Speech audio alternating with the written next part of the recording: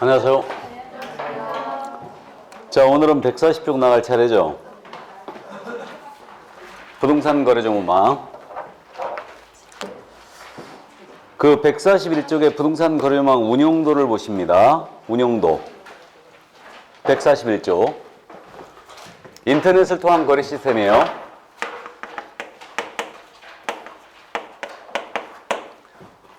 평택에 사시는 갑입니다. 이분이 자신의 아파트 팔고자 동네 개업공사 A한테 중개를 했습니다. 그러자 이 A가 매수인을 확보하고 있지 않아요. 그래서 부동산 거래 정보망이 있죠. 이 정보망에다 물건을 공개를 합니다. 군포에 사시는 을입니다. 일로 이사 오시고자 동네 개업공사 B한테 중개를 했어요. 그러자 이 B가 매도인을 확보하고 있지 않으니까 들어가서 물건을 검색했죠. 그러니까 조건에 맞는 물건을 4개를 이제 골라냈어요. 그래서 이 중에 하나 선택하라서 해라고 했죠. 그래서 물건을 소개한 거예요. 그러자 요 을이 4번을 체크했습니다. 4번 물건이 뭐였냐면 갑소의 아파트로서 A 개공이 공개한 물건이었어요. 그럼 이제 B는 A에게 매수인 발견 통지를 해요. 그럼 A 역시 갑에게 매수인 발견 통지를 합니다. 거래하자고 그러죠. 그럼 A, B가 둘이 이제 약속을 잡아서 만나게 해줍니다. 그래서 계약이 성사가 됐어요. 그럼 계약이 체결됐거든요. 그럼 물건 여기 정보망에 올라가 있는 거 삭제해 줘야 되죠. 그래서 이 정보망을 설치하고 운영하는 자, 이것을 거래정보사업자라고 합니다. 그래서 부동산 거래정보망을 설치하고 운영하는 자를 거래정보사업자라 부르고 있고, 이 거래정보사업자에게 A개공은 지체 없이 이 거래 사실을 통보해 줘야 돼요. 그래서 시스템 운영도에서 마지막 절차가 그 교재 9번이죠. 계약 체결 통보라고 돼 있죠. 이 부분이 마지막 절차라는 걸 기억을 해야 됩니다. 그래서 거래 사실을 지체 없이 통보해 준다. 이 통보 안 해버리면요, 거래된 물건이 정보망에 떠 있는 거거든요. 그러니까 허위 물건 공개한 거와 똑같아요. 그래서 업무 정지 먹을 수 있습니다. 그래서 이 절차가 마지막 절차라는 걸 이해해 둡니다.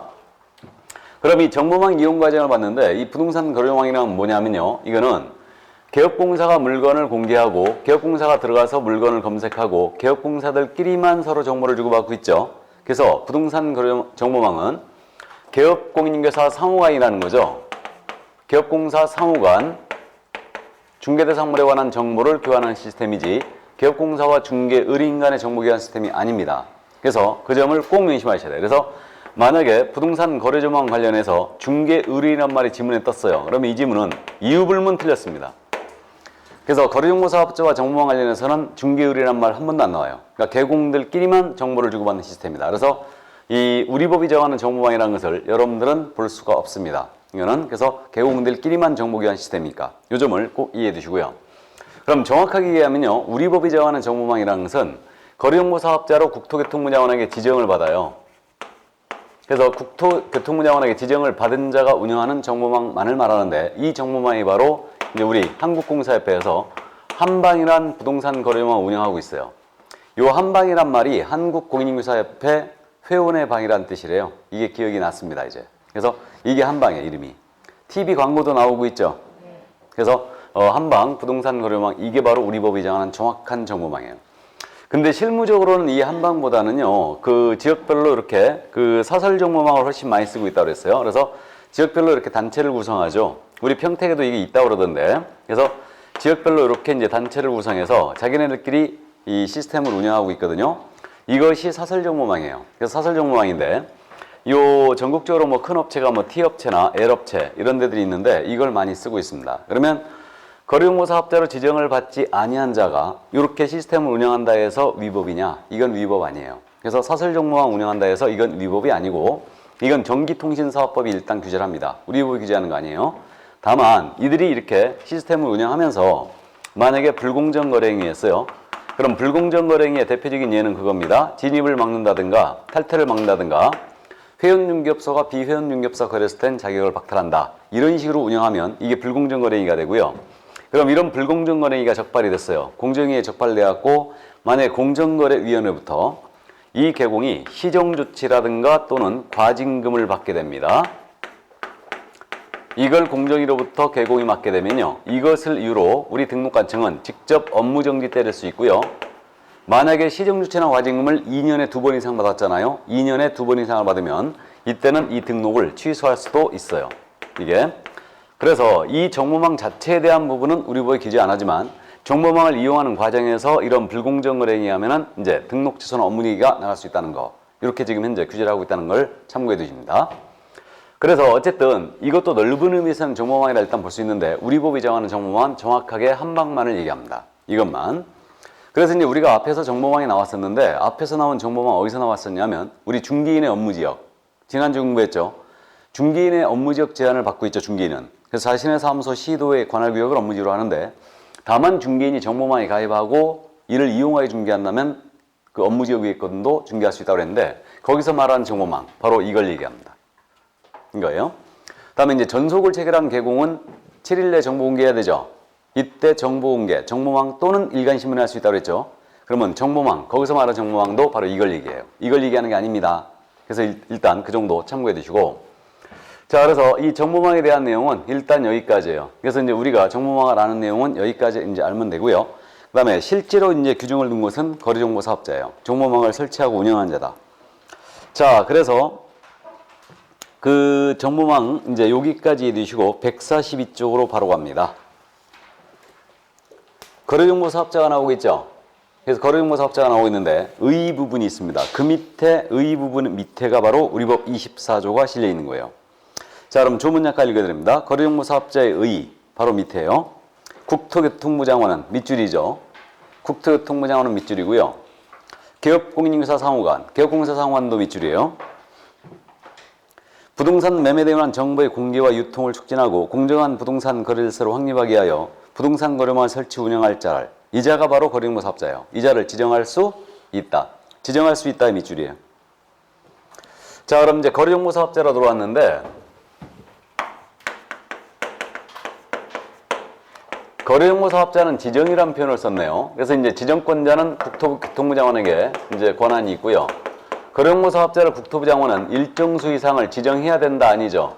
지정할 수 있답니다. 일단 그 정도 감 잡아두고요. 자, 그럼 이제 거래정보 사업자로 지정을 받기 위한 요건. 어떤 요건을 갖춰야 이거 거래정보 사업자로 지정을 받을 수 있느냐? 지정 요건이거든요. 먼저 이 지정 요건은 그 전기통신사업법이 있죠. 이 법에 따른 부가통신사업자이셔야 합니다. 부가통신사업자는 통신망을 갖춘 사업자를 말한다고 그랬습니다. 그래서 인터넷 채팅 사이트 운영자들은 전부 다 부가통신사업자라고 그랬고요. 그럼 부가통신사업자면 모두 지정이 되거든요. 그러니까 외국인 상관없습니다. 개인, 법인 다 상관없습니다. 다만 중개법인은 이거 지정받을 수 있을까요? 없을까요? 없다는 얘기예요. 중개법인의 겸업 내용에 부가통신사업이 없었죠. 그러니까 중개법인은 지정 불가. 이 점만 주의하면 되고요.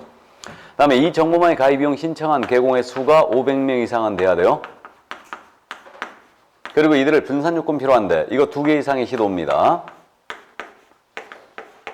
2개 이상의 시도에서 각 30명 이상의 개공이 이용 가입 신청을 해줘야 됩니다. 그러니까 토탈 이용을 500명 이상이 해줘야 돼요. 회원 가입을 500명 이상 받아놔야 되고 이들 분산 요건 필요한데 2개 이상의 시도에서 각 30명 이상일 것 이렇게 됐네요. 그러니까 숫자 이거 어떻게 기억하자고 그랬어요? 5 빼기 2는 3이다. 이렇게 얘기합니다. 5 빼기 2는 3이다. 5, 2, 3 이렇게 기억해 주시고요. 그 다음에 이제 부동산 거래 정보망이거든요. 그러니까 정보처리 기사예요. 정보처리 기사가 고용이 돼 있어야 돼요. 기사입니다. 기능사 아니에요. 그래서 기능사가 아니고 기사다. 기사가 1명 이상은 고용이 돼 있어야 됩니다. 그리고 부동산 거래 정보망이거든요. 그래서 공인중개사도 고용이 돼 있어야 돼요. 그래서 공인중개사도 역시 1명 이상은 고용이 돼 있어야 됩니다. 공인중개사다. 이거는 다음은 국토교통부 장관이 정하는 용량과 성능을 갖춘 컴퓨터 설비 확보해야 돼요. 이 컴퓨터 설비는요. 정보망을 이용하는 개공의 컴퓨터가 아니에요. 지정을 받고자 하는 자의 컴퓨터죠. 그래서 이제 그 점 또 주의를 해주시고요. 그래서 국토부 장관이 정하는 용량과 성능을 갖춘 서버를 확보하라는 얘기예요. 이게 지정 요건입니다. 그래서 이제 뭐 45전공컴 이렇게 이제 나중에 암기할 건데 어쨌든 그냥 눈으로 익혀야 될 것 같네요. 뭐 쉽게 기억을 할 것 같고요.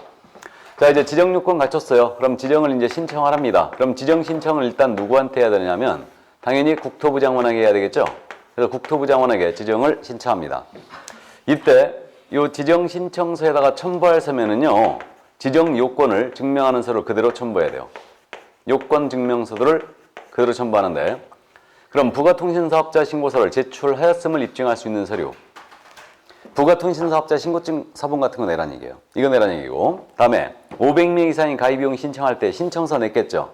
그럼 500명 이상의 가입비용 신청서 사본 500장 이상 다 들어와야 되고요.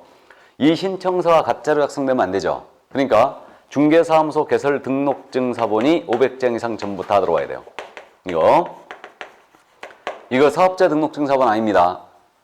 우리 지금 지난주에 말이에요. 등록증 원본 내는 경우 엄청 나왔죠. 그래서 등록증 원본, 우리 사무소 이전 신고할 때 등록증 원본 냈습니다. 기억나요? 그 다음에 인장 등록할 때도 원본 냈어요. 휴폐업 신고할 때도 원본만 납했죠. 그 다음에 게시도 원본만 납이에요. 원본 게시예요. 이렇게 돼 있는데 여기서는 등록증 사본 들어가고 있잖아요. 그러니까 일단 주의해 줘야 되죠. 등록증 사본. 자, 그 다음 이제 기사자격증 사본 들어가야 되고요. 그 다음에 공인인증자격증 사본도 들어가야 됩니다. 이거. 자, 이걸 주의하라는데 우리 지금까지 등록 신청할 때, 분사무 설치 신고할 때, 우리 소속 공인인증사 고용 신고할 때 등록을 하든 분사무 설치 신고하든 소공사 고용 신고하든 자격증 사본 안 냈죠. 모두 이거 등록하청에 확인 요청도 했습니다. 그래서 안 냈는데 여기서는 내고 있다는 거예요, 지금. 그래서 자격증 사본이 들어가는 유일한 케이스가 이겁니다, 지금. 그래서 주의해야 돼, 이거. 여기서는 자격증 사본이 들어가요. 그럼 여기서는 왜 들어갈까? 지정권자가 누구예요, 지금? 국장이죠. 국토부 장관이 나란 일 하시는데 바쁘십니다. 그래서 자기가 확인 요청 안 한대요. 그러니까 이건 직접 내게 돼 있습니다. 이걸 주의해야 돼요. 이게. 그래서 등록증 사본 들어가고 자격증 사본 들어가요. 등록증 사본은 500장 이상 들어와야 되죠, 이거.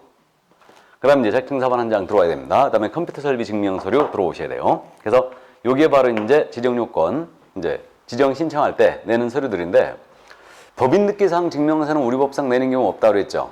그게 부가통신사업자인 법인이었거든요. 그렇다 하더라도 법인 득기사항 증명서는 전자적으로 직접 확인하니까 내진 않아요. 이렇게 되고요. 이거 수수료 내느냐? 수수료도 안 냅니다. 왜냐하면 지정권자가 역시 국토부 장관이라 추접스러워서 안 받겠대요. 그래서 수수료 내지 않습니다. 그래서 일단 이 정도 주의를 해주시고요. 자, 그럼 이제 신청 들어갔어요. 신청 들어가면 이에 대한 이제 우리 국토부 장관께서는 검토를 합니다. 검토하고 요건에 적합했잖아요. 그러면 거래용모 사업자 지정서를 교부해버리죠. 그러니까 지정대장이 기재하고 일단은 지정서 교부합니다. 그럼 이것이 바로 지정이 되는 거예요. 그럼 이때 지정서 나갈 때는 거래용모 사업자 지정대장이 있거든요. 여기다 기재하고 나가요. 이 지정대장은 특별히 불가능한 사유가 없다면 전자관리하시래요. 그래서 대장이 이제 마지막 다 나왔어요. 우리 법상 지금 대장이라는 게 일단 등록대장이 있고요. 자격증 교부대장이 있고 지정대장이 있는데 똑같은 규정이 있습니다. 특별히 불가능한 사유가 없다면 전자관리하시랍니다. 그래서 일단 여기다 기재하고 지정서가 나가는데 이거 처리기한이 있겠죠. 지정 신청한 날부터 처리기한 며칠? 30일. 우리 공인인증사법상 유일한 30일이 이거예요, 지금. 우리 공인인증사법에서는. 자, 그래서 그 정도 감 잡아두시고 30일 내 지정을 해준다. 근데 원래 행정기관 업무 처리는 7일, 10일, 14일, 15일이 많다고 그랬죠. 근데 이건 왜 넉넉하게 30일이라고요? 예, 국장이 지정권자니까 그래요. 그 점 믿으시고. 이제 지정을 받았어요. 그럼 지정을 받은 자는 운영규정을 제정하여 승인받습니다. 변경되면 변경 승인도 얻어야 되는데 운영규정 승인권자는 당연히 국토부 장관이겠죠. 이자에게 이제 승인을 받는 거예요. 그럼 운영규정이 뭐냐면 정보망 운영 회칙이죠. 그럼 운영규정에 정할 내용은 그거 아니겠어요? 이것도 암기사항 아닌데 이해할 사항이죠. 정보망의 물건 등록하고 가입하는 절차 들어가 있어야 되고 등록 가입을 할 때 회비 내야 될 거예요. 그럼 운영규정에 회비 징수 절차 들어가 있어야 되고요. 개공과 그 다음에 이제 거래용모 사업자의 권리 의무에 대한 사항, 기타 정보망 운영에 필요한 사항들이 들어갑니다. 그래서 그런 사항을 딱 정해갖고 운영규정 승인을 받는데 이것도 기한이 있죠. 지정을 받은 날로부터예요. 요건 몇 개월이다? 3개월이죠. 운영규정 재승인은 3개월로 받습니다. 그런 다음에 이제 설치 운영을 해주면 돼요. 정보망을. 요것이 1년이죠. 그래서 설치 운영은 지정을 받은 날로부터 역시 1년입니다. 그래서 절차 두 번째 기억할 때면 이제 이 지정 요건 기억해야 되고 절차를 기억하는데 숫자들 33일년입니다. 33일년. 그래서 이제 3자와 친하다는 걸 일단 느낄 수 있고요. 그러니까 33일년으로 기억합니다. 근데 이 33일년이 이제 기억이 되신 분은요. 기준점을 꼭 받으시기 바랍니다. 기준점. 어디서부터 3개월이고 어디서부터 1년인지. 지정을 받은 날로부터 3개월이고 지정을 받은 날로부터 1년이죠, 지금. 그러니까 예를 들어 거래용모 사업자로 지정을 신청한 자는 지정 신청한 날로부터 3개월 내에 운영규정 제정 승인을 받아야 한다. OX. X. 주의해야 됩니다. 그러므로 이제 우리가 5, 6월 달에 할 부분인데 신청 서류에 자격증4본 이거 낸다는 거 기억했죠 이제? 그럼 신청 서류에 운영규정 이거 내겠어요 안 내겠어요? 안 내는 거죠. 조심해야 됩니다 이거. 엄청 어려운 내용이에요. 운영규정은 지금 지정을 받은 자가 3개월 내에 지정 승인 받는 거죠? 그러니까 요걸 알고 있다면 운영규정 안 낸다는 거 한눈에 알아봐야 돼요. 뭔 말인지 이해되십니까? 그러니까 거래정보 사업자로 지정을 신청하는 자는 그 신청서에 운영규정서를 첨부해야 한다. OX, X예요. 이건 엄청 어려운 지문이에요. 그래서 어쨌든 감 잡아두시고 다음 또 이거 운영규정 제정 승인을 받은 날로부터 1년 내 정보망을 설치 운영해야 된다가 아니죠.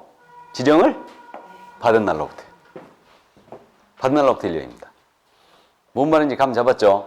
예, 그래서 그 정도 감 잡아두시고 자 다음에 이제 그 OX 하고 넘어갈까요 그럼? 143쪽에 OX가 있는데 거래정보 사업자로 지정을 받고자 하는 자는 전국적으로 000명 이상 500명이죠. 그 다음에 몇 개 이상의 시도에서? 2개 이상의 시도에서 각 30명 이상의 개공이 가입비용 신청을 한다. 맞죠? 예, 그래서 5 빼기는 3이다. 넘어가고요. 그럼 144쪽에 거래정보 사업자 및 기업공사의 의무가 나오십니다. 그러면 우리 개공이에요.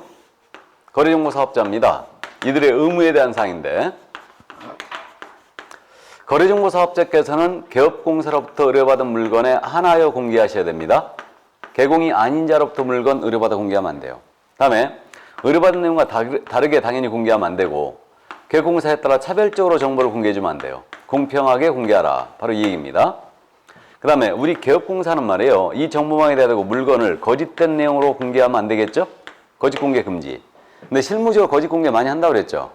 그러니까 물건을 정보망에다 올리면서 이거 물건 안 뺏기는 것도 기술이라고 했습니다. 그래서 거짓 공개 금지예요. 근데 그 다음에 이제 거래 사실 있으면 지체 없이 통보를 해주라고 그랬죠. 이거 이 정도. 그래서 이게 개공과 거래정보 사업자의 의무였고요. 자, 그럼 이제 제재에 관한 사항을 이제 기억하는데 세 번째 기억할 점이 제재예요. 그래서 이 제재에 관한 사항은 일단은 지정 취소가 지금 등장하고 있죠. 자, 그럼 144쪽 맨 밑에 지정 취소. 국토교통부 장관은 밑줄이죠. 국토교통부 장관은 거래정보 사업자가 다음의 어느 하나에 해당하는 경우는 그 지정을 취소할 수 있다. 취소할 수 있다의 밑줄이에요. 이거. 그럼 지정 취소는 기속행위가 아니고 재량행위라는 얘기죠. 그 얘기입니다. 국토교통부 장관은 거래정보 사업자 지정을 취소하고자 하는 경우는 청문을 실시한다 그랬어요. 기억나세요? 우리 취소 전에는 청문하라고 그랬죠. 일순하신 분들. 정지 처분할 때는 의견 제출 받는 거예요. 그러니까 청문을 실시해야 됩니다. 청문은 의견을 넣고 증거를 조사하는 절차라고 했어요. 다만 5회 사망, 해산 등 부동산 거래만 계속적 운영이 불가능한 경우로 인한 지정 취소 경우는 청문을 실시하지 않는다. 사망, 해산으로 인한 지정 취소 시에는 청문 안 하겠죠. 자, 그 점 또 주의를 해주고요. 이게 그래갖고 이제 5가지 사유가 1번 거짓, 그 밖에 부정한 방법으로 지정을 받았대요. 부정한 방법으로 지정 밑줄 쫙 긋고 이게 부자의 동그라미 부. 2번 운영규정 나왔죠? 운영규정에 밑줄 긋고 운자의 동그라미예요. 그럼 운영규정의 제정 승인, 변경 승인을 받지 않았거나 운영규정의 위반의 정보만 운영했다. 운영규정에 위반하면 지정 취소할 수 있어요. 다음 3번 개업공사로부터 의뢰받지 아니한 중개사물에 대한 정보를 공개하거나 정보를 공개 밑줄이고 정자의 동그라미 정. 의뢰받은 내용과 다르게 정보를 공개하거나 개업공사에 따라 정보를 차별적으로 공개한 경우 정보 관련 사항을 위반한 거예요. 그럼 지정을 취소할 수 있어요. 다음에 4번 정당한 사유 없이 지정받은 날부터 1년 내 정보망을 설치 운영하지 아니한 경우 1년 이내에 밑줄 긋고 일자의 동그라미. 다음 5번 개인인 거래정보 사업자의 사망, 사망에 밑줄 긋고 사의 동그라미. 법인인 거래정보 사업자의 해산, 해산에 밑줄 긋고요. 그 밖의 사유로 정보망 계속적 운영이 불가능한 경우입니다. 자, 그러면 지정 취소. 첫 번째 이 제재에서 이제 지정 취소가 있는데요. 지정은 취소해야 된다 할 수 있다? 할 수 있다요. 주의하세요, 이거. 그래서 지정 취소권은 당연히 국토부 장관에게 있다는 거. 이게 할 수 있다, 해야 한다를 잘 바꿔내는 곳이 바로 여기예요. 최근 시험에서 지정 취소는 해야 한다라면 틀렸어요. 할 수 있다만 했습니다. 그다음 지정을 취소하기 전에는 청문을 실시하게 되어 있습니다. 원칙적으로. 다만 사망 해산의 경우는 청문을 실시하지 않는다는 거. 이 점을 또 주의해야 됩니다. 이것도 잘 물어보고 있고요. 그 사유는 지금 5가지죠. 동그라미 친 게 부운정 일사예요. 이렇게 됩니다. 부운정 일사. 그래서 부운정에서 끊고 일사인데 부운정 일사. 제 친구 중에 그 와이프한테 맨날 맞고 사는 애 있거든요. 왜 사냐? 그랬더니 하도 맞아서 부운정이 붙었대요. 그래서 부운정 일사에 그러더라고요. 그래서 부운정 일사, 부운정 일사 이렇게 얘기합니다. 부운정 일사. 통계 몇 년 전에 나온 통계에 따르면요. 와이프한테 맞고 사는 남편이 있죠? 몇 프로나 될 것 같아요? 우리 총각들 잘 생각해야 돼. 잘못하면 맞고 살아. 맞고 사는 게 몇 프로 정도 될 것 같아요?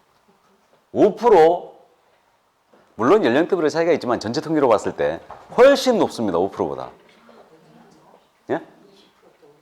비슷했습니다. 25%예요. 4명 중에 1명은 맞고 산대요. 생각보다 많죠? 생각보다 많아요. 저도 깜짝 놀랐습니다, 이거. 좀 믿기 어려운 통계 같은데, 어쨌든. 통계가 그렇게 나왔어요. 이게. 그래서 4명 중에 1명은 맞고 산대요. 물론 60대 이상은 50%가 맞고 살겠죠. 70대 이상은 60%가 맞을 거야, 아마. 이거. 그러니까 총각들 잘 생각하시기 바랍니다. 자, 그래서 부운정 일사 이렇게 되는데 그럼 부가 뭐냐? 부정한 방법으로 지정받은 거예요. 거래용모 사업자 신고증 위조와의 지정을 받았다든가 그 다음에 운영규정이죠, 이거는. 운영규정. 운영규정 재정 승인을 3개월 내에 안 받았거나 만약에 변경 승인 안 받았거나 위반 운행했다. 그 다음에 정은 정보 관련 사항이에요. 이제 암기표가 다음 주에 나갈 건데 일단은 정자는 정지 아니면 정보 둘 중에 하나예요. 그래서 정보죠, 이거는. 이거 위반한 거예요. 개공이 아닌 자로부터 의뢰받아 공개했거나 다르게 공개했거나 차별 공개했을 때. 그러면 이때는 이제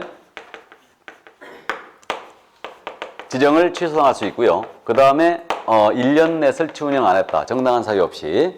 그러면 지정 취소할 수 있고 사망, 해산 등의 사유로 계속적 운영이 불가능했다. 그럼 지정을 취소할 수 있어요. 이거 지정 취소 꼭 암기해야 됩니다. 그래서 일단은 거래용모 사업자 요거 지정 취소 사유 부운정 일사로 일단 기억을 합니다. 할 수 있다다. 이거. 자, 그 다음에 이제 500만 원 이하의 과태료가 나오겠죠. 그럼 145조 500만 원 과태료 보겠습니다. 국토교통부 장관은 역시 밑줄이에요. 국토교통부 장관 밑줄이고 거래용모 사업자가 다음의 어느 하나에 해당하는 경우는 500만 원 이하의 과태료를 부과한다. 그러면 국토교통부 장관이 500만 원 과태료 부과권자라는 얘기죠. 거래용모 사업자에 대해서. 이게 되고 그 사유는 동그라미 1번. 거래용모 사업자가 운영규정의 재정승인 역시 운영규정에 밑줄 긋고 운자의 동그라미죠. 그럼 재정승인 변경 승인을 받지 않거나 운영규정에 위반의 정보와 운영에 한 경우 2번 거래용모 사업자가 감독상 명령에 위반하여 감독상 명령에 위반 밑줄 그시고 명자의 동그라미예요. 명 보고 자료 제출 조사 검사를 거부하기 기피하거나 그 밖에 명령을 이행하지 않으며 거짓으로 보고 자료 제출했다. 자, 거래용모 사업자가 또 500만 원 이하의 과태료 맞는 경우가 나오네요. 그래서 500만 원 과태료 부과권자는 이게 그래서 500과예요. 500과. 500과인데 국토부 장관이 부가징수한다는 얘기죠. 거래용모 사업자니까. 그래서 국장이 부가징수하고요. 그 사유는 운명이에요, 지금. 거래용모 사업자는 500만 원 맞고 운명하셨다예요. 운명하셨다. 그럼 운이 뭐예요? 운영규정이죠, 이거. 운영규정 재정승인 안 받았거나 위반 운행했을 때. 근데요, 이 운영규정은 지정 취소에도 있죠, 지금. 500만 원 과태료도 있죠. 그러니까 이게 운영규정 위반해버리면요, 이때는 지정 취소 먹으면서 동시에 500과 사유이기도 해요.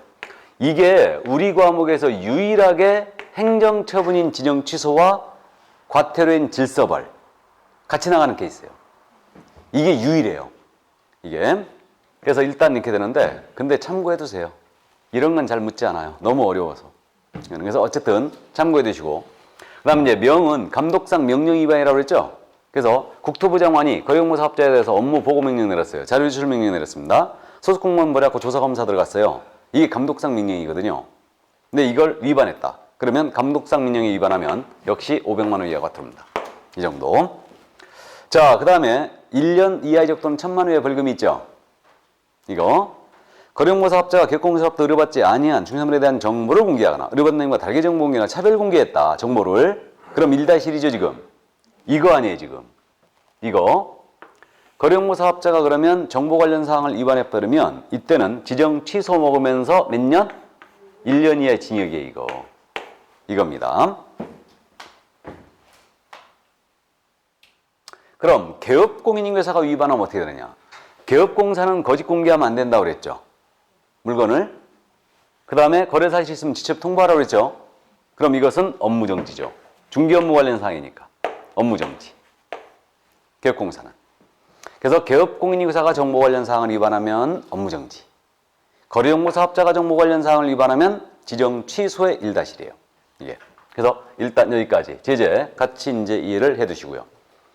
자, 그래서 이게 바로 이제 부동산 거래정보 사업자에 대한 내용이었습니다. 자, 그러면 이제 작년 문제를 확인해 봐야 되는데 146쪽에 이게 근데 기출문제가 지금 26회로 돼 있죠. 그죠? 26회로 돼 있는데 그럼 27회 문제 없네요, 지금? 작년에 출제를 안 했다는 거 아닙니까, 이거? 그래서 원래 이 거래정보 사업자 있잖아요. 이거 매번 내는 문제였어요. 근데 24회 때까지는 매번 출제를 했는데 25회 때 딱 쉬었네요. 그랬다가 25회 때 쉬었으니까 26회 때 나왔겠죠. 그리고 교재 26회 문제가 실려있고 그 다음에 지금 작년에 또 냈어야 되는데 안 냈어요, 이거를. 그래서 27회 또 쉬었다는 얘기예요. 그럼 지금 28회 출제가 확실시 되고 있는 거죠. 반드시 낼 겁니다. 그러니까 이해를 꼭 해두셔야 돼요. 그래서 요건, 절차, 그 다음에 지정 취소까지 정확하게 이해하고 있어야 됩니다. 종합문제 형식으로 물어봐요. 거의. 그렇기 때문에 이해를 해두시는데 자, 그럼 문제 확인합니다. 146쪽에 공인사업법령상 부동산 거래용에 대한 설명으로 틀린 것은 1번입니다. 거래용모 사업자는 의뢰받은 내용과 다르게 정보를 공개해서는 아니 된다. 맞죠? 그럼 이때는 지정 취소의 1-1이에요. 지취의 1-1이고 2번 거래용모 사업자는 개업공사부로부터 공개를 의뢰받은 중개물의 정보에 한하여 이를 정보망에 공개해야 한다. 맞죠? 개공으로부터 의뢰받은 물건에 한하여 공개돼요. 이거 위반 시에도 역시 지정 취소 1-1이에요. 형벌 나갈 수 있습니다. 3번 거래용모 사업자가 정당한 사유 없이 지정받은 날부터 1년 내 정보망을 설치 운영하지 아니한 경우에는 그 지정을 취소해야 한다. 할 수 있다죠. 주의하시기 바랍니다.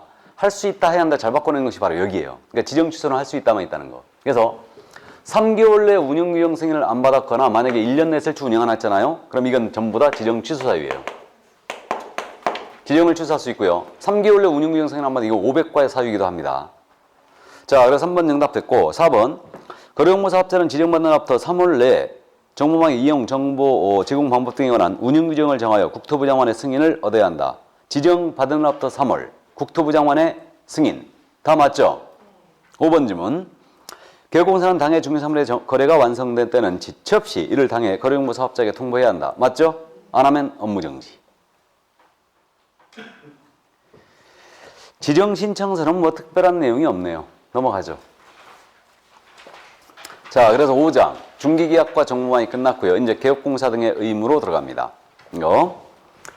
자, 이 개공 등의 의무도 출제가 통상적으로 적어도 4-5개가 출제가 되고 있는 부분이죠. 예, 그래서 각 파트별로 모두 이해를 해 두실 필요가 있고요. 먼저 기본 윤리에 관한 의무가 나오고 있는데 이건 가볍게 그냥 이해를 하시면 될 것 같네요. 기본 윤리에 관한 의무. 이제 개공 등의 의무가 등장하고 있어요, 지금. 그래서 지금서부터는 내용은 별로 내용은 약간 좀 어려운데 시험에서 장난을 치진 않아요. 그러니까 지금까지 한 내용. 중개 업무 파트와 이 정보망에 대해서는 이른바 속된 말로 이제 장난을 좀 쳐요.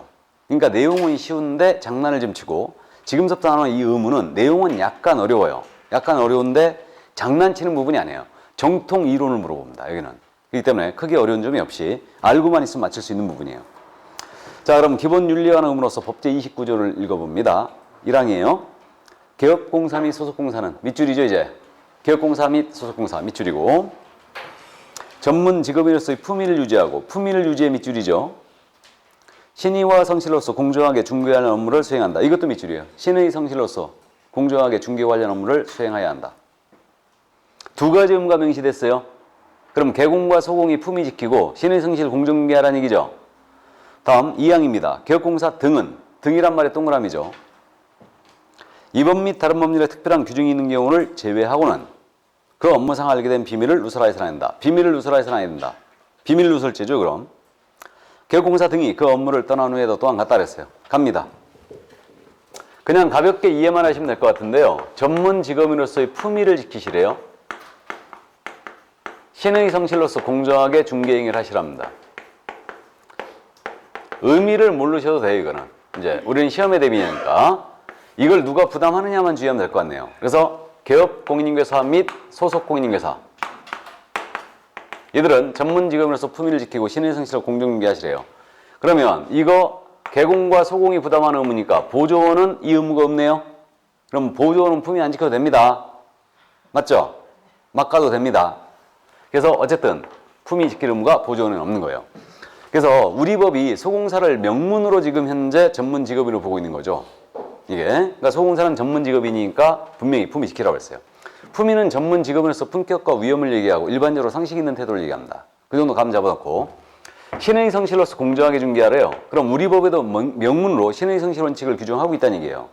그럼 신의 성실 원칙은 그거죠. 상대방의 신뢰를 저버리지 말아라. 바로 그 뜻인데 신의 성실 원칙은 사법관계 전반을 지배하는 대원칙이더라 이거예요. 그래서 개공의 가장 기본적이고 본래적인 의무가 무엇이냐라고 물은다면 당연히 신의 성실에 의한 공정중개 의무를 들 수 있어요. 이게 가장 기본적이고 본래 의무예요.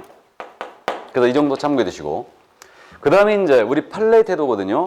공동중개 시에 신의 성실이 어떻게 나타나냐. 갑의 개공 A였어요. 을의 개공 B였습니다. 둘이 협력하라 계약을 성사시킨 거예요. 이때 A는 갑에게 당연히 신의 성실을 묻겠죠. 이건 중개계약 당사자니까. 그래서 계약상 의무로서 신의 성실을 부담합니다. 근데 A는 을에 대하여는 신의 성실 의무가 없느냐 이 문제예요. 이거 있다 했어요, 없다 했어요? 있다 했죠. A는 을과는 위탁관계는 없지만 자신의 의뢰인과 거래하고 있으므로 이자에 대해 신의 성실로서 공정하게 중개하시라고 그랬죠. 나아가 이 B도 을에 대해 당연히 신의 성실 의무 있어요. 중개계약 당사자니까. 근데 갑에 대한 없느냐? 역시 있다는 거죠. 있다는 겁니다. 그래서 자신과는 위탁관계 없지만 역시 신의 성실로서 권리의 진위 등에 대해서 정확히 확인하라는 얘기예요. 따라서 A, B 똑같이 신의 성실 의무를 부담하고 있기 때문에 A, B가 공동 중개했다가 만약에 을이 손해입었다. 그러면 이때 A가 B와 연대하여 을에 대해 손해배상 책임지거든요. 그 근거가 무엇이냐가 문제가 됐었는데 A는 신의 성실 의무를 위반했다는 얘기예요. 그러니까 연대하여 B와 이제 손해배상 책임을 지게 됩니다. 이게 바로 판례였어요. 그래서 그 정도 참고해 두시고, 자, 그 다음에 이제 149쪽에 선량한 관리자의 주의 의무가 있죠. 그럼 이제 선량한 관리자의 주의 의무가 있는데 이거는 명문의 규정이 없었습니다. 29조에. 근데 우리 개업공사에게 선량한 관리자의 주의 의무가 있다라는 거예요. 그럼 선량한 관리자의 주의 의무를 줄여서 이걸 뭐라고 부릅니까? 선관주의라고 부르고 있죠. 그러니까 선관주의 의무라고 지금 부르고 있는데 이거 앞에서 중개 용어의 정의라면서 제가 잠깐 언급을 했었습니다. 그럼 개업공사에게 선관주의 의무가 있다는 겁니다. 그 근거가 뭐였냐면 우리 부동산 중개계약은 민법상 계약 중에 뭐와 유사하다고요? 위임과 유사하다. 위임은 타인에게 사무처리 맡기고 타인이 승낙을 하면서 체결되는 계약이죠. 사무처리 계약이 위임이에요. 우리는 물건을 판매하는 겁니다. 그렇기 때문에 비슷하더라 이거예요. 그래서 이 위임과 중개가 유사하기 때문에 위임에 있어서 타인의 사무를 처리하는 자를 수임인이라고 했죠. 수임인. 그럼 수임인의 지위와 우리 개공의 지위가 유사해요. 그렇기 때문에 야는 사무처리하는 자고 개공은 물건의 판매를 위탁받은 자예요. 그러므로 이 수임인은 사무처리할 때 선관주의 의무를 가지고 사무처리하라고 했죠. 그러니까 개공이 이 지위가 수임인의 지위와 유사하니 개공 역시 선관주의 의무가 있다는 게 우리 판례의 논리였어요. 그래서 우리 부동산 중개계약은 민법상 위임과 유사하기 때문에 선관주의 의무가 개공한테도 인정된다. 그럼 선관주의라는 건 뭐냐? 그 의미는 구체적인 상황에서 자기가 속한 그룹에 보통 평균인들이 지녀야 될 주의력을 얘기합니다. 이게 선관주의예요. 그래서 앞에서 제가 통상의 주의력이다 이렇게 이해하고 가자고 그랬죠, 그냥.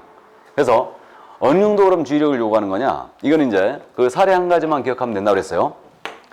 갑이란 자가 A한테 찾아와서 이거 내 아파트거든. 팔아달라 중개 의뢰합니다. 그럼 이 A는 갑이 이 아파트의 진정한 소유자인지를 확인해 줘야 된다고 그랬죠. 소유자 확인 방법에서 선관주의 정도가 나타나죠. 일단 등기상 증명서 떼봐야 되죠. 그 다음에 이자에게 뭐 달라게 된다고요? 주민등록증. 맞죠? 그럼 여기까지 조사 확인했어요. 개공이 지니고 있는 선관주의를 다한 것이라 볼 수 있다 없다? 없다라는 게 우리 판례예요. 이건 기본이다. 최소한이다라고 했어요. 선관주의 다한 것이라 볼 수 없고 우리 판례는 전문 직업이기 때문에 이자가 알지 못하는 자였다. 그러면 이거 소유자라면 누구나 갖고 있는 증서가 있다고 그랬죠. 등기 권리증 확인할 것이며 나아가 인감증명서나 탐문 등을 통하여 더 조사할 필요가 있다라는 게 우리 판례였어요. 여기까지가 선관주의로 볼 수 있다는 얘기죠. 여기까지가. 그러니까 결국은 선관주의 정도는 상당히 높은 주의력을 요구하고 있고요. 만약에 개공이 진정한 권리자인지 여부를 확인하기 위해서 선관주의를 다하지 못했다. 그러면 이때는 과실이 있는 거예요. 과실이 있고요. 만약에 이로 인하여 만약에 의뢰인이 손해입었다. 그러면 손해배상 책임으로 결국 연결이 되는 거죠. 이게. 그래서 일단 그 점 이해해 두시고 그럼 이제 선관주의 의무라는 것은 명문의 규정이 있는 거예요, 없는 거예요, 지금? 없는 거였죠? 그러니까 이건 해석상 인정되고 있는 거예요. 판례와 학설에 의해서. 그래서 요즘은 제가 이런 질문들을 잘 안 물어보는데 예를 들면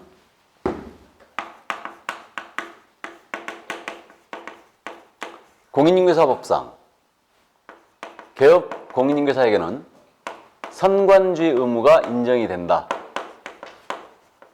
OX. X죠. 어디가 틀렸어요? 법상. 이건 법상의 의무가 아니죠? 어쨌든 참고하시기 바랍니다. 그래서 이 정도. 자, 그럼 149쪽의 맨 밑에 판례까지 모두 소개했고요. 넘어가죠, 이제. 비밀준수 의무. 전문 직업인들은 다 비밀준수가 있습니다. 그래서 비밀준수문은 이해해 두시는데 이거는 적용 대상이 지금 독특하네요. 그래서 적용 대상이 이거는 개공 등이죠. 이제 개공 등이란 말이 또 등장했어요, 지금. 그래서 개공 등이란 표현은 중개업종사 전체를 말한다고 했습니다. 개공, 소공, 보조원, 임원, 사원들을 얘기한다. 그래서 보조원도 업무상 알게 된 비밀을 누설해서는 안 됩니다. 그 점 이해해 두시고. 그 다음 이제 비밀준수는요, 반드시 지켜야 되는 아니에요. 예외가 있더라 이거예요. 그 예외가 이법 및 다른 법률에 특별한 규정이 있는 것을 제외하고는 누설해서는 안 된다 그랬으니까 그 예외라는 게 우리 법상 물건 정보에 대해 고지할 의무와 비밀을 지킬 의무가 충돌했다. 그럼 이때는 고지 의무가 뭔지라고 그랬죠? 그러니까 이때는 안 지켜도 되고요. 형사 절차나 민사 절차상 증인으로 출석했다. 그럼 증언의 의무가 있기 때문에 안 지켜도 됩니다. 세법상 세무조사를 나간다. 그럼 역시 세무공무원의 질문에 답변해야 돼요. 그러니까 반드시 지켜야 할 의무는 아니라는 얘기죠. 이런 예외가 있다는 거. 다음에 언제까지 지켜야 되느냐? 그 기한에 관한 문제는 업무를 떠난 후에도 또한 같다 그랬죠?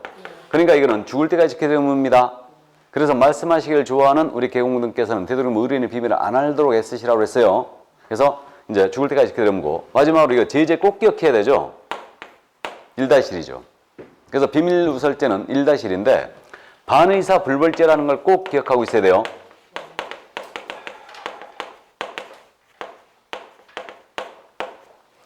이거 반의사 불벌죄가 그 뜻이었죠.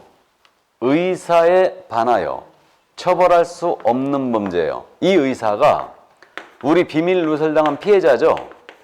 피해자가 명시적으로 처벌하지 말아달라. 불처벌의 의사표시죠, 이거. 불처벌의 의사표시를 해버리면 이 의사표시에 반하여 처벌할 수 없게 된다는 거예요. 그러니까 비밀 누설당한 피해자가 개공 등이 깊이 반성하고 있으니까 저는 처벌을 희망하지 않습니다. 라고 해버리면 더 이상 처벌을 못해요. 이거와 똑같은 형법상의 범죄가 폭행이 있다고 그랬죠? 그러니까 명시적으로 처벌을 원치 않는다라고 해버리면 처벌을 못하는 범죄예요. 이걸 반의사 불벌죄라고 그러고 이걸 해제조건부 범죄라고 그래요. 그래서 이게 그러면 개공 등이 비밀 누설로 경찰서에 잡혀갔거든요. 근데 피해자가 아무 얘기 안 하고 가만히 있는 거예요. 그럼 처벌된다 안 된다? 처벌된다. 명시적으로 처벌을 원치 않는다고 했을 때만 처벌 못하는 거죠. 가만히 있으면 처벌되는 거예요. 이거. 이걸 반의사 불벌죄랍니다. 그래서 피해자의 명시한 의사에 반하여 처벌할 수 없는 범죄. 이 점을 기억해야 돼요. 그래서 이게 바로 이제 비밀 누설죄였고요. 여기까지. 이 정도 이해해 주시고요.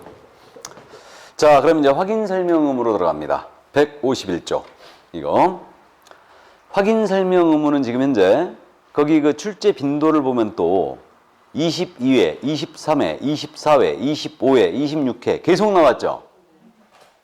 근데 작년이 또 쏙 빠졌네요. 작년이 또 쉬었어요. 그럼 지금 매번 내는데 작년 시험에서 또 쉬었으니까 올해 출제가 확실시 되고 있네요. 그죠? 그래서 어쨌든 이해를 해두시는데 중개대상물에 대한 브리핑할 의무죠. 법제 25조 조문 다 읽고 갑니다. 법제 25조 제1항 개업 공인인계사는 밑줄이에요. 중개를 의뢰받은 경우는 중개가 완성되기 전에 밑줄 그으시고 다음 각 호의 사항을 확인하여 이를 당해 중개사물에 대한 권리를 취득하고자 하는 중개 의뢰인에게 취득하고자 하는 중개 의뢰인 밑줄이에요. 성실 정확하게 설명하고 이 밑줄이고 토지장 등본 또는 부동산 종합증명서 등기상 증명서 등 설명의 근거 자료를 제시해야 한다. 근거 자료를 제시 밑줄 쫙. 이게 바로 확인 설명 의무예요. 그래서 1호 당해 중개물 상태 입지 및 권리관계 설명해야 되고 2호 법령 규정에 의한 거래 또는 이용 제한 사항 설명해야 되고 그 밖에 대통령령이 정하는 사항을 설명합니다. 2항 내려갑니다. 개업공사는 제1항 규정에 의한 확인 설명을 위하여 필요한 경우는 중개사물의 매도 의뢰인, 임대 의뢰인 등에게 밑줄이에요. 매도 의뢰인, 임대 의뢰인 등에게 밑줄 그시고 당해 중개사물의 상태에 관한 자료를 요구할 수 있다. 상태에 관한 자료를 요구할 수 있다. 밑줄 쫙. 이게 면피권이죠. 자, 다음 3항 갑니다. 개업공사는 밑줄이에요. 개업공사는 밑줄이고요. 중개가 완성되어 거래계약서를 작성하는 때는 거래계약서를 작성하는 때 밑줄입니다. 제1항 규정에 의한 확인 설명 사항을 대통령령이 정하는 바에 따라 서면으로 작성하여 밑줄 그시고 거래 당사에 교부하고 밑줄 그시고 대통령령이 정하는 기간 동안 그 사본을 보존하여야 한다. 밑줄 그시고 가로 열고 몇 년이라고 써야 돼요? 3년. 확인 설명서는 3년 보존해야 되죠. 이게 3항이라서 확인 설명서 작성, 교부, 보존의 의무입니다. 다음 4항 내려갑니다. 제3항 규정에 의한 확인 설명서는 개업공사, 법인의 경우는 대표자를 말하며 법인의 분사무소가 설치되어 있는 경우는 분사무 책임자를 말한다. 이자가 서명 및 날인 하되 서명 및 날인의 밑줄 그시고 밑에 동그라미예요. 밑. 당해 중개 행위를 한 소공사가 있는 경우는 밑줄이에요. 당해 중개 행위한 소공사 밑줄 그시고 있는 경우는 소공사가 함께 서명 및 날인한다. 함께 서명 및 날인의 밑줄이에요. 이게 서명 날인 규정이었고 25조 2 소유자 등의 확인 개업공사는 중개 업무 수행을 위하여 필요한 경우는 중개 의뢰인에게 주민등록증 등 신분을 확인할 수 있는 증표 제시를 요구할 수 있다. 이거 당연한 얘기죠. 그러니까 업무 수행을 위해서 당연히 주민증 제시 요구할 수 있어요. 이건 개인정보보호법과의 관계상 일단 신설이 되어 있는 거고 자 영제 21조 1항입니다. 2항입니다.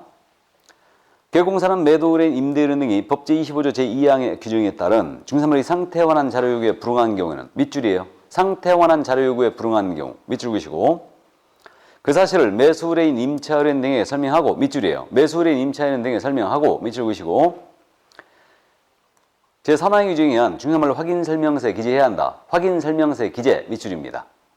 불응시의 조치사항이죠 이게. 자 다음 3항은 말씀드렸어요. 설명서 3년 보존하라고 했죠. 자 그럼 넘어갑니다. 확인 설명을 제대로 했다면 손해배상 책임을 지지 않습니다. 이거 서로 확인 설명은 제대로 했는데 설명서를 작성 교부 안 했어요. 그렇다 하더라도 손해배상 책임은 없다는 게 우리 판례예요. 그래서 설명서 교부하는 것은 별도로 제재를 당할 뿐 설명했다는 것을 증인 등을 세워서 입증해버렸다면 서로 설명서 작성 안 했다 하더라도 이거는 손해배상 책임은 없다라는 게 우리 판례였습니다. 참고하시고 25조 규정을 전부 다 읽어봤는데 두 가지 의무가 명시되어 있네요. 하나는 중개가 완성되기 전이라면 확인 설명을 해야 될 의무를 명시했고 중개가 완성된 후라면 확인 설명서를 작성 교부하라고 그랬네요. 그러니까 두 가지 의무가 명시가 되어 있는 거예요. 그래서 핵심 중개행위 중에 두 가지가 나온 겁니다. 자 그럼 확인 설명 바로 갑니다. 이 토지를 갑이 갖고 계시는데 을과 거래하신대요. 이 거래를 A가 소개하고 계십니다. 자 확인 설명 의무거든요. 개업공인사는 중개 의뢰받은 경우는 중개가 완성되기 전이라고 그랬죠. 완성되기 전에 토지에 대한 정보를 확인하여 이를 취득하고자 하는 중개 의뢰인이요.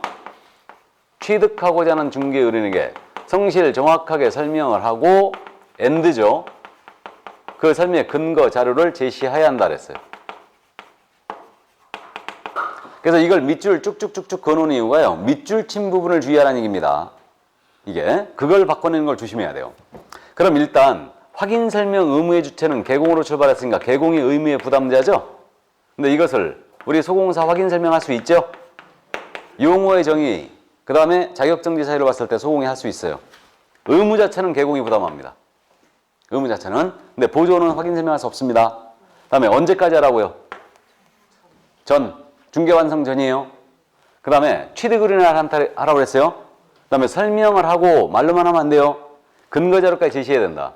그럼 근거 자료가 뭐냐? 토지제한, 건축물 대장, 부동산 종합증명서, 등기사항 증명서 등을 말해. 그러니까 중개대상물에 관련된 각종 공부를 얘기하는 것이고, 이거 공부를 제시하면 설명해야 돼요. 그럼 이거 제시까지만 하라고 그랬지 교부하려면 있다 없다? 그러므로 언능 보여주고 집어넣으면 된다고 그랬죠. 그래서 일단 거기까지. 그래서 이걸 바꿔내는 걸 조심하라는 얘기가, 예를 들어 개업공사는 중개 의뢰받은 경우는 중개 완성되기 전에 거래항사 쌍방에게 성실 정확하게 설명하고 근거자로 제시한다. OX. 취득 의뢰인이죠. 개업공사는 중개가 완성된 때에는 취득 의뢰인에게 성실 정확하게 설명하고 근거자로 제시한다. X. 맞죠? 개업공사는 의뢰받은 경우는 중개 완성 전에 취득 의뢰인에게 정보를 설명하거나 근거자를 제시해야 한다. OX. X. 하고예요. 뭔 말인지 아시죠?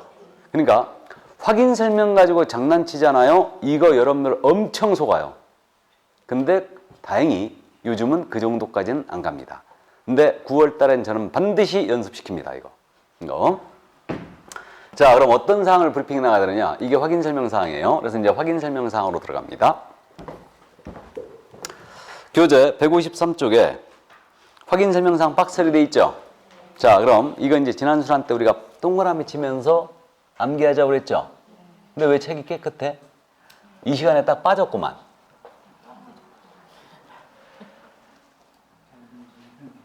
자, 그래서 확인 설명사항. 자, 동그라미 안 치신 분은 이제 동그라미 칩니다. 기억입니다.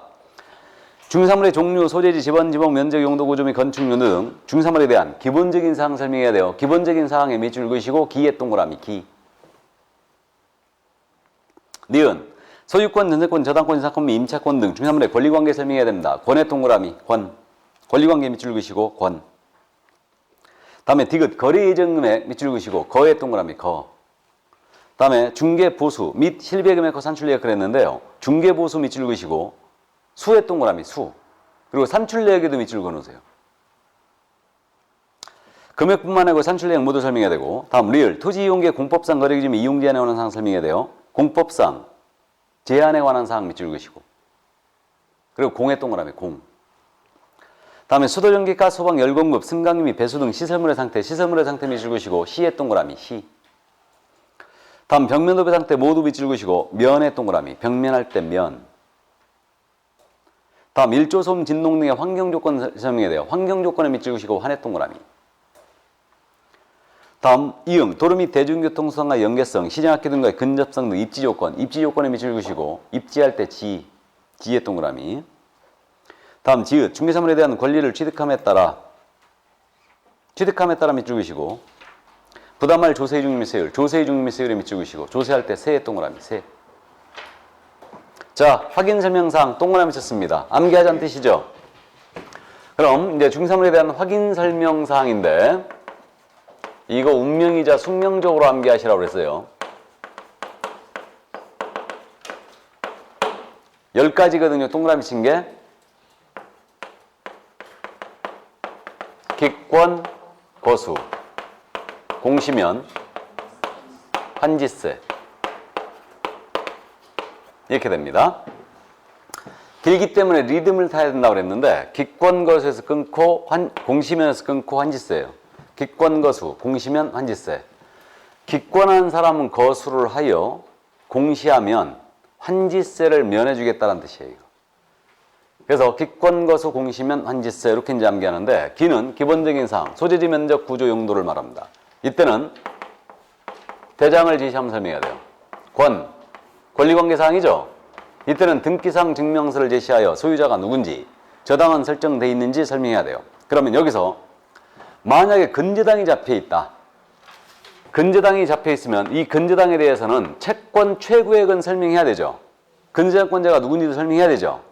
권리자 누군지 설명해야 되고 채권 최고액은 설명해야 됩니다. 근데 실제 피담보 채무액을 설명할 의무가 있느냐? 실제. 그러니까 갚아나가가지고 현재 남은 금액 이걸 설명할 의무가 있다 없다?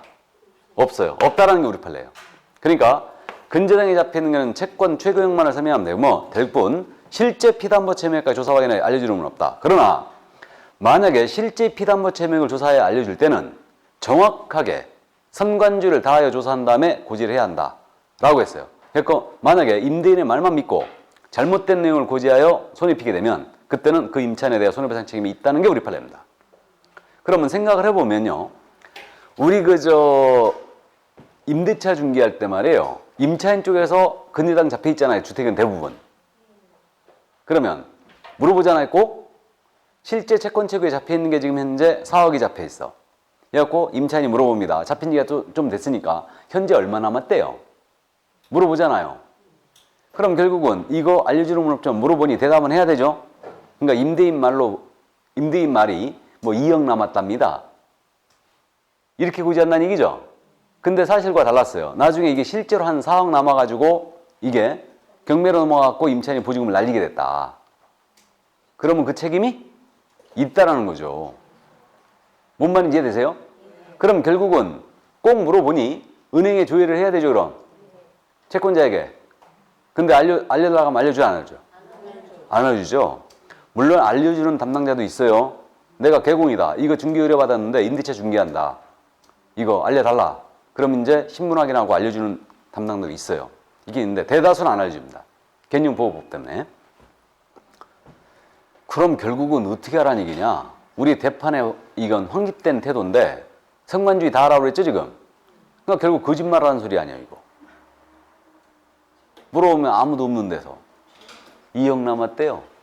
그리고 나중에 사고 나면 내가 언제 그랬냐고 오리발 확 내밀어야지. 맞잖아요. 그럴 수밖에 없어 이거. 그러니까 실무적으로 지금 확인 설명을 했느냐의 문제. 이건 설명서에 모두 기재되어 있지 않습니까? 그러니까 이제 설명서를 쓸 때 우리가 실무적으로 절대 채권 최고액 기재 안 합니다. 채권 최고액만 기재해버리고 실제 피담보 채무액 절대 기재 안 해요. 이거. 뭔 말인지 이해되세요? 그러니까 어쨌든 좋습니다. 채권 최고액은 조사 확인을 알려줘야 돼요. 근데 실제 피담보 채무액은 조사 확인을 알려줄 의무는 없다. 그 정도 이해해 주시고. 다음 거래 예정 금액이에요. 장차 얼마에 거래할 거냐. 이 정도만 이해해 두시고. 거래 예정 금액. 다음에 수가 뭐예요? 보수. 수는 무조건 보수라고 했어요. 이건 금액뿐만 아니고 산출내역까지 모두 설명해야 돼요. 그러니까 중개보수는 현재 200만원인데 이 금액 이렇게 나왔습니다 라고 브리핑 나가야 돼요. 그러니까 이거 나중에 보수 분쟁 많으니까 미리 브리핑 나가시라 하겠습니다. 이거. 그 다음에 공은 공법상 이용자 및 거래규사항이죠 이거. 여기는 토지거래 허가구역이다. 그러니까 토지이용계 확인서를 제시하면서 설명이 나가야 됩니다. 이거. 그 다음에 C는 시설물의 상태죠 이거. 수도, 전기, 가스, 소방 이런 것들이죠. 그러니까 이거는 이제 현장 모시고 갖고 보여주면서 브리핑 나가는 거예요. 물 잘 나오는지 안 나오는지 이게. 그 다음에 면은 벽면 도배 상태죠. 이것도 현장에서 이제 직접 브리핑이 나가는 거죠. 근간대가 있는지 도배는 갈아야 되는지 브리핑 나가는 거고. 화는 이거 암기해야 된다고 그랬죠. 주변 환경이라고 그러지 않았어요 이거. 일조, 소음, 진동 세 가지 기억하라고 그랬고. 주변 환경이 바로 입지가 주변 환경입니다. 이게 지가 입지죠. 도로 몇 미터 폭을 접하고 있으며 대중교통 수단은 뭐가 연결되는지, 주차장은 있는지, 교육 판매 의료수는 어떻게 되는지 입지 요건 브리핑 나가야 되고. 세는 세금이죠. 이 세금은 취득 관련 세금이에요. 취득 의뢰인에게 브리핑 나가고 있으니까 취득 관련 세금이 뭐예요? 양도 관련 조세, 보유 관련 조세는 설명 의무가 일단 없다 보이고. 이거 종류 및 세율까지예요. 정확한 세액을 산출하여 설명할 필요는 없다. 여기까지. 그래서 기권고소 공시면 환제세 이게 암기가 돼 있어야지만 확인설명서 기재 내용 있죠. 확인설명서 기재 내용 꼭 물어보는데 이 확인설명서 기재 내용을 쉽게 기억을 하기 위해서 이걸 암기하고 있는 거 우리는. 암기해야 됩니다 이거. 그래서 이렇게 되고. 근데 지난주에 우리가 전속계약을 체결한 개공이 있죠. 전속을 체결한 개공께서 공개할 정보라는 게 있었죠. 그래서 지금부터 이제 잠깐 또 비교하고 갑니다. 지난주에 체크는 다 해드렸는데 교재 137쪽인가? 돌아가 보세요. 137쪽. 맨 위에 박스리 돼 있죠? 자, 그럼 137쪽에 이게 공개할 정보거든요. 전속을 체결한 개공에. 그래서 이거와 비교했을 때 같은가 보겠습니다. 기억입니다. 중산물의 종류, 소재지, 지목물, 면적, 건축물의 용도, 구조 및 건축물, 중산물을 특정하기 필요한 사항. 특정하기 위해 필요한 사항. 같죠, 지금? 특정하기 위해 필요한 사항이지만 기본적인 사항과 일치하고 있는 거죠, 지금? 니은.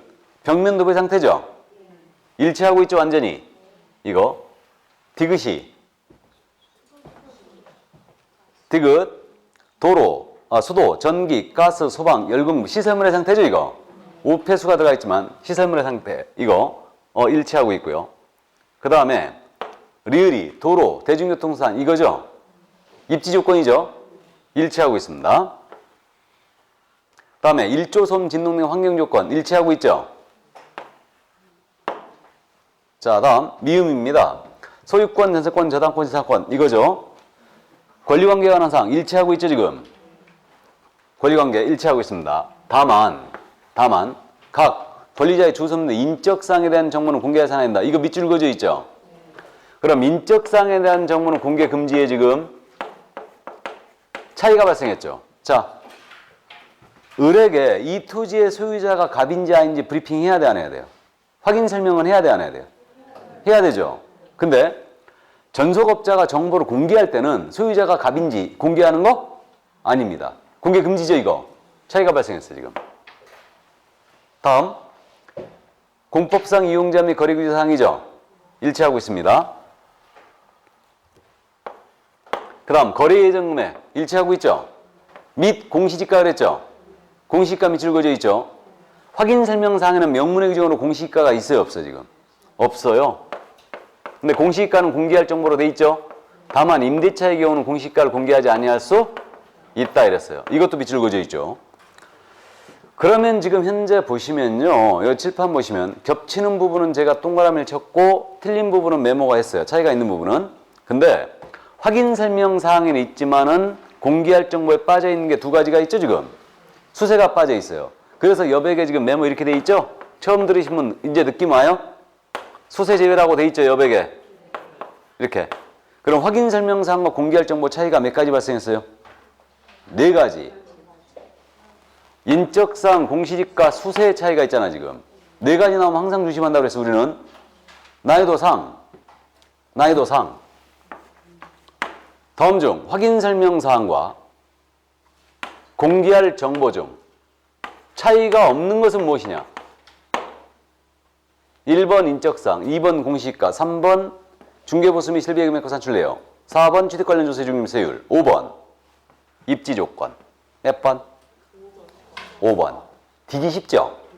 네. 이게 근데 난이도 상급이에요. 이거는 11회 시험에는 낸 적이 없어요. 이 정도 수준을 요구하진 않아요. 그러니까 11회 외에는 낸 적이 없습니다. 중급, 난이도 중급. 다음 중 임대차를 전속으로 의뢰받은 개공이 반드시 공개할 정보로 볼 수 없는 것은 무엇이냐? 정답 뭐겠어요? 임대차를 전속으로 의뢰받은 개공사가 반드시 공개할 정보로 볼 수 없는 것. 정답 뭐가 나오겠어요? 임대차라고 했잖아요, 지금. 공시지가를 딱 생각해야 되죠. 우리 지문에서 공시지가 뜨면요, 공시지가가 정답일 확률이 80% 이상이에요. 이게 중급이에요. 임대차의 경우는 공시지가를 공개하지 아니할 수 있다죠? 반드시 공개할 정보는 아니에요. 이게 중급이고, 하급, 난이도 하급. 다음 중 전속을 체결한 개공이 공개할 정보가 아닌 것을 모두 골라라. 뭐겠어요? 인적사항이죠. 이게 난이도 하급. 주로 시험은 중하급을 냅니다. 주로 시험은. 이해되셨어요? 그래서 우리는 확인 설명 사항을 철저히 암기하고 공개할 정보가 어떻게 차이가 있는가, 요것만 기억합니다. 뭔 말인지 아셨죠? 이 정도. 그래서 이해를 해두시고. 자, 그러면 이제 뒤로 다시 돌아가야 되죠? 뒤로 다시 돌아가서 이제 154쪽이죠. 소유자 등의 확인이 나오고 있죠. 이거 좀 쉬었다 할까요? 쉬었다 하죠 뭐.